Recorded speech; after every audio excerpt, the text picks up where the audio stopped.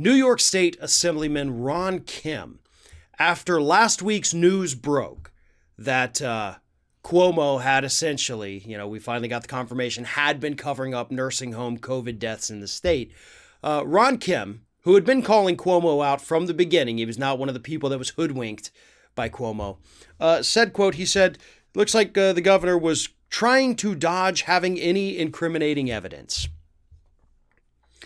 Not the worst statement anybody's ever made about Cuomo. I mean, not even close to it. That's fairly like, hey, it looks like this guy didn't want incriminating evidence, right? Well, apparently now, according to a new report from the New York Times, Cuomo called up Assemblyman Kim after these statements went public. According to the report, yelled at him for 10 minutes and then threatened his job. Even though, again, Cuomo has no control over this guy's job. He is an elected state official. But Cuomo threatened to tarnish his reputation to the point where he'd never get elected again. Because he had the courage to speak out against Cuomo's nursing home cover-up. That's what we're dealing with right now. Folks, if Donald Trump had done this to someone, do you not think this would have been probably international news at this point? Cuomo is no different. Cuomo is just a different version of Donald Trump. He truly is. Powerful family. They got money. And they don't like when people get in their way. And that's what Cuomo is facing right now. And Cuomo is backed into a corner. And he's desperate.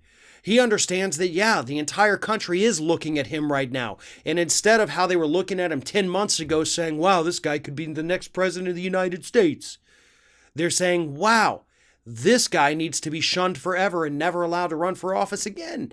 His fortunes have changed that quickly. And he did it to himself. He did it to himself so that he could lay the framework for his political future. And people like Ron Kim weren't afraid to call him out for it because they knew what was really happening.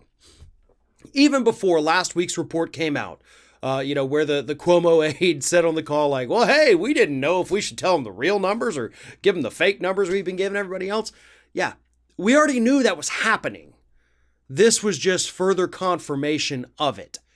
And again, for those of you who aren't familiar with the little Cuomo scam and scandal that he was doing, what they did was rather than let people die in the nursing homes, they would send them off to the hospitals where they'd then die of COVID. And then they'd say, nope, not a nursing home death. That's a hospital death. That doesn't count on our numbers. Now we're going to show people how great our nursing home rate is. They would also, according to some reports, they would change the cause of death, which actually happened a lot more down here in the state of Florida.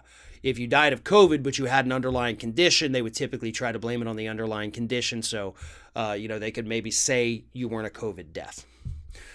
Either way, the big thing is shipping them to the hospitals to die so that you would be a nursing home death. Cuomo is a scumbag. Like 100% scumbag.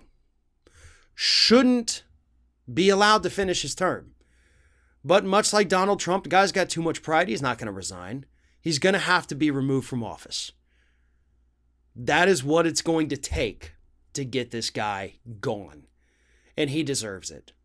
He did this to himself, and now he is threatening, because he is so desperate, the very people who had the audacity to call him out from the beginning and not place him up on a pedestal, which is exactly what Cuomo wanted.